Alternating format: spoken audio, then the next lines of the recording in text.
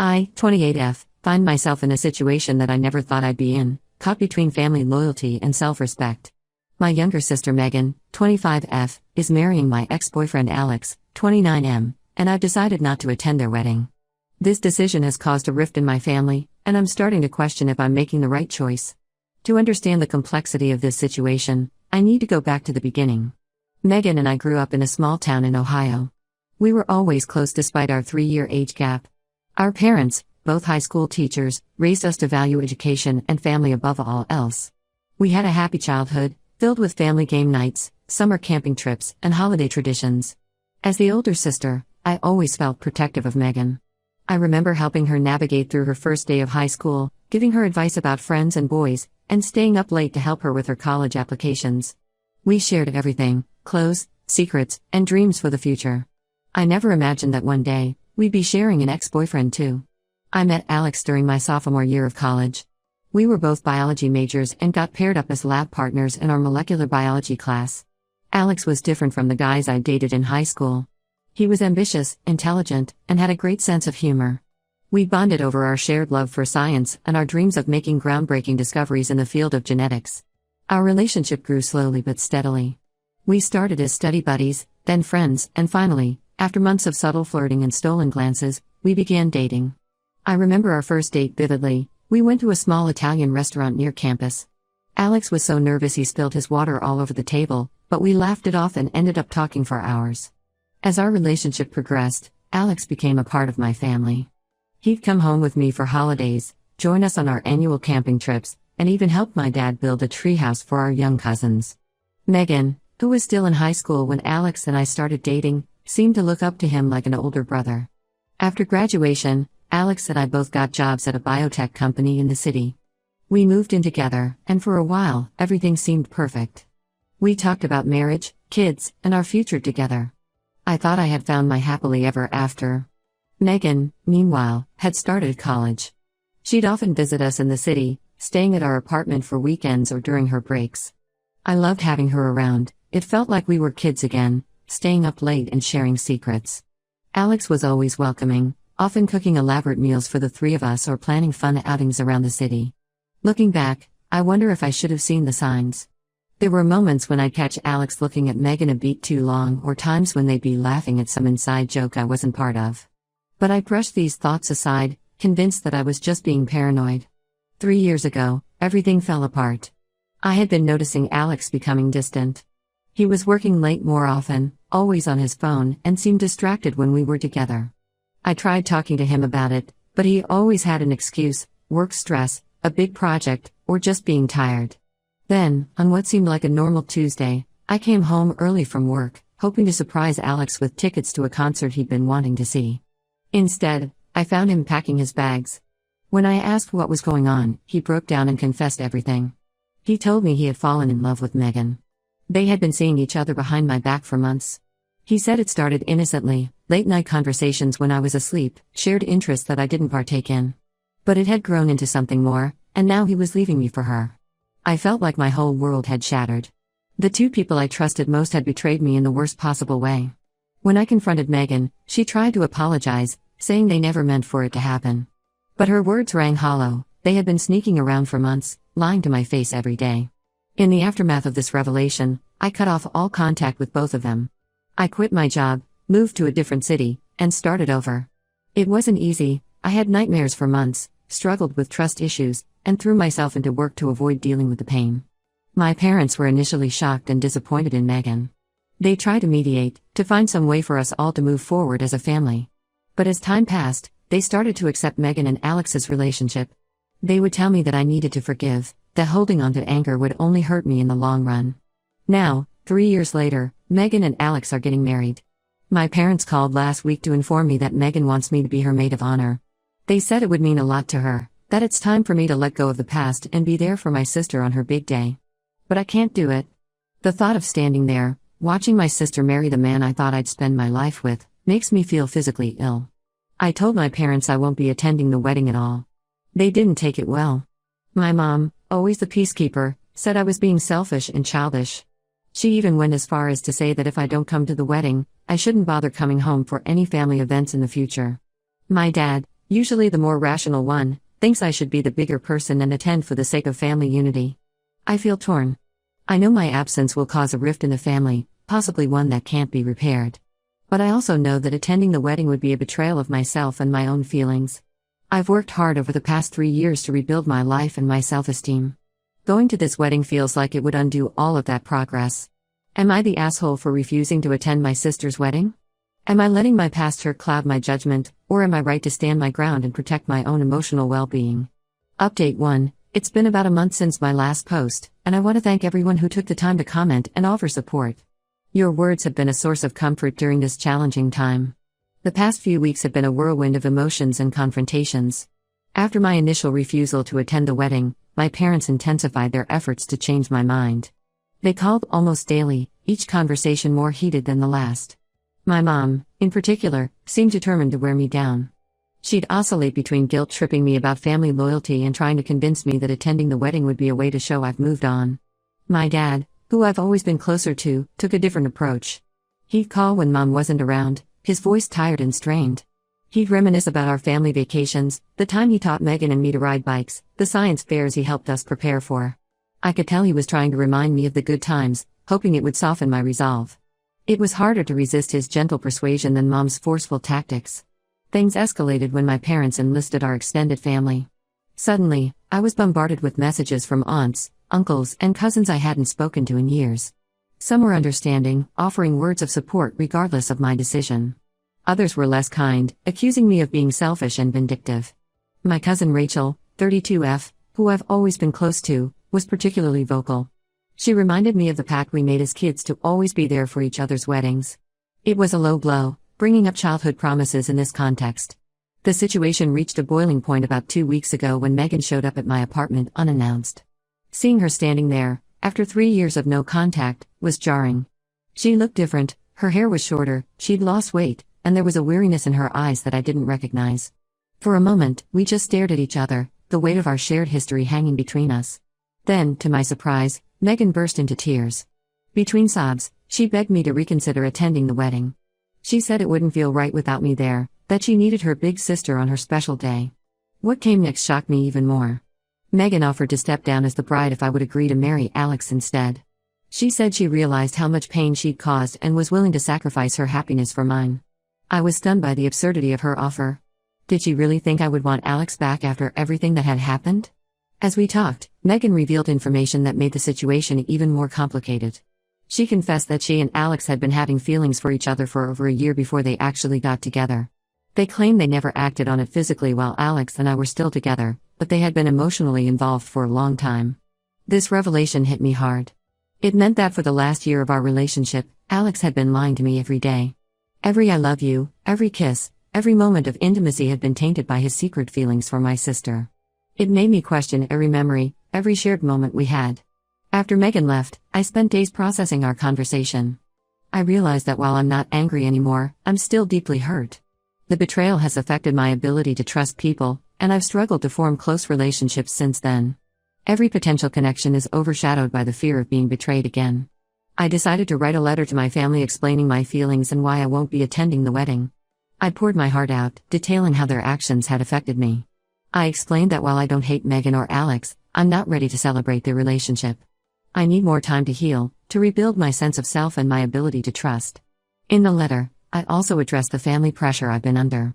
I made it clear that while I value family, I need to prioritize my own mental health and well-being. I asked them to respect my decision and give me the space I need to heal. I sent the letter to my parents, Megan, and Alex last week. The responses have been mixed. My dad called me the day after receiving the letter. His voice was thick with emotion as he apologized for pressuring me. He said he understands my position better now and will support my decision, whatever it is. It was a relief to hear him say that, to feel like at least one person in my family was on my side. My mom's response was less positive. She replied to my email, saying I was being dramatic and that I should get over it already. Her words stung, but they also reinforced my decision.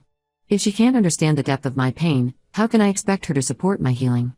Megan and Alex haven't responded directly to me, but I heard through my dad that they're disappointed but respect my decision. The wedding is still 2 months away, so I'm not sure if things will change before then. For now, I'm standing firm in my decision not to attend. I'm trying to focus on my own life and healing. I've thrown myself into my work, taking on new projects and responsibilities. In my free time, I've rekindled old hobbies, painting, hiking, playing the guitar. These activities help me feel more like myself, reminding me of who I was before all of this happened. It's not easy, but I'm taking it one day at a time. Some days are harder than others, but I'm slowly starting to feel like I'm regaining control of my life. The road ahead is long, but for the first time in a long time, I feel hopeful about the future. Update 2. It's been about 3 weeks since my last update, and the situation has taken an unexpected turn. The wedding, which was supposed to be next month, might not happen at all now. Last week, I received a call from my cousin Emma, 27F. Emma and I have always been close, bonding over our shared love of art and our experiences as the older siblings in our families. She's one of the few family members who's been supportive of my decision not to attend the wedding, understanding the complexity of the situation without judgment. Emma called me late one evening, her voice hushed and urgent. She had just returned from Megan's bridal shower, where she overheard a conversation between Megan and one of her bridesmaids. What she heard left her conflicted about whether to tell me, but ultimately, she felt I had the right to know. According to Emma, Megan has been having serious doubts about marrying Alex. In a moment of vulnerability, Megan confessed to her friend that she's not sure if she's in love with him anymore. She said that the excitement of their forbidden relationship has worn off, and now she's realizing that they might not be as compatible as she thought.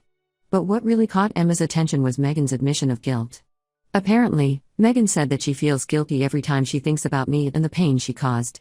She told her friend that she sometimes wonders if she made the right choice, if the cost of her relationship with Alex was too high. I was stunned by this information. Part of me felt vindicated, like all the pain I'd been through wasn't for nothing. But another part of me felt sorry for Megan.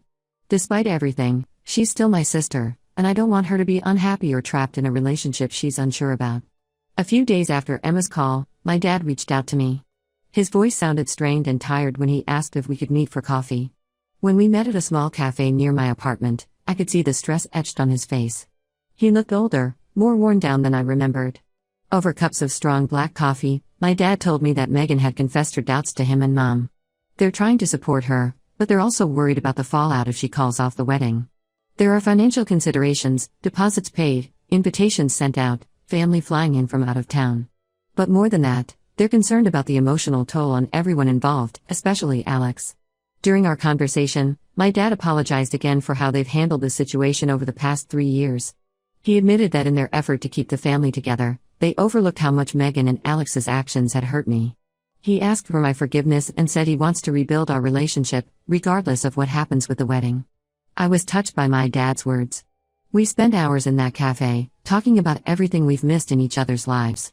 He told me about his decision to retire early from teaching, his new hobby of woodworking. I shared stories about my job, my travels, my attempts at learning to cook.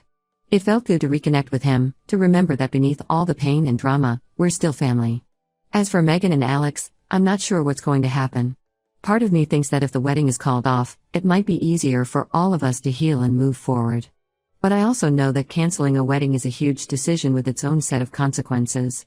I can't help but wonder how Alex is feeling in all of this. Does he share Megan's doubts? Or is he still certain about their relationship? I'm trying to stay out of it as much as possible. I've told my dad that while I appreciate him keeping me informed, I don't want to be involved in Megan's decision-making process. This is something she needs to figure out on her own, without the added pressure of considering my feelings. For now, I'm focusing on rebuilding my relationship with my dad and continuing my own healing journey.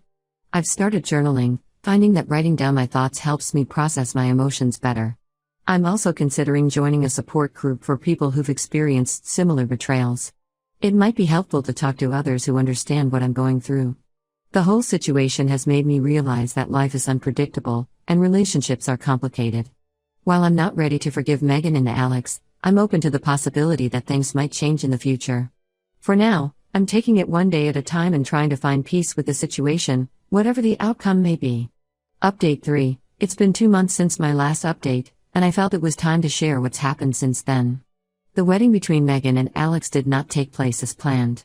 About 3 weeks before the scheduled date, Megan announced that she was calling off the wedding. From what I've heard through my dad, Megan finally admitted to herself and to Alex that she wasn't ready for marriage. She realized that their relationship was built more on the excitement of the forbidden rather than a foundation of genuine, lasting love. She also confessed that the guilt of hurting me had been weighing on her more heavily than she let on, casting a shadow over their relationship.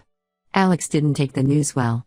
According to my dad, he tried to convince Megan to go through with the wedding, arguing that they could work through their issues together. But Megan stood firm in her decision. She felt that going through with the wedding would be a mistake, one that would only lead to more pain down the line. Alex moved out of their shared apartment the next day. The family has been in chaos since the announcement.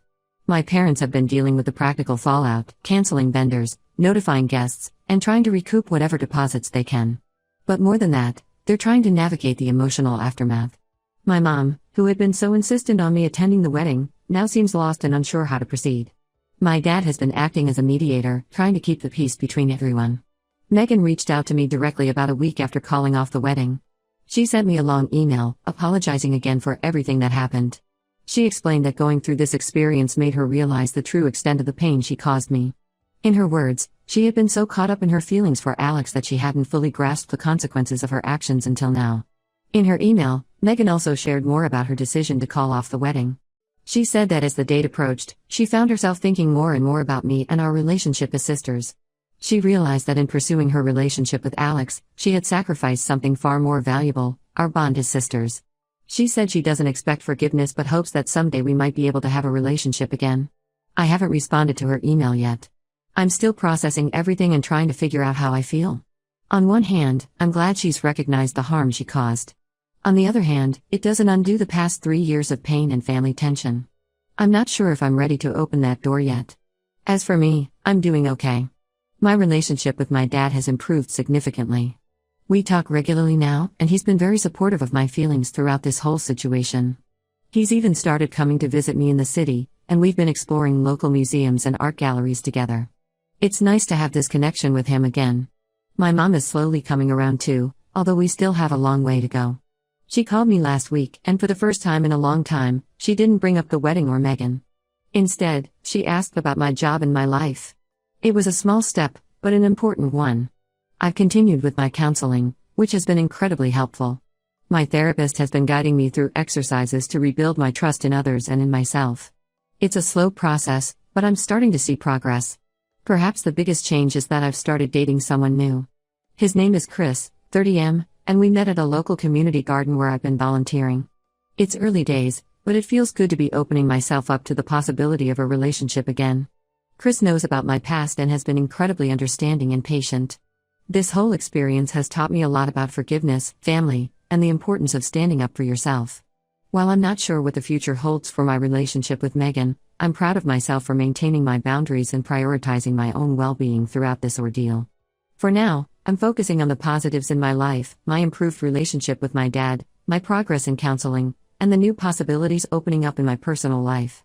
I'm taking things one day at a time, allowing myself to heal at my own pace. Whatever happens next, I feel better equipped to handle it.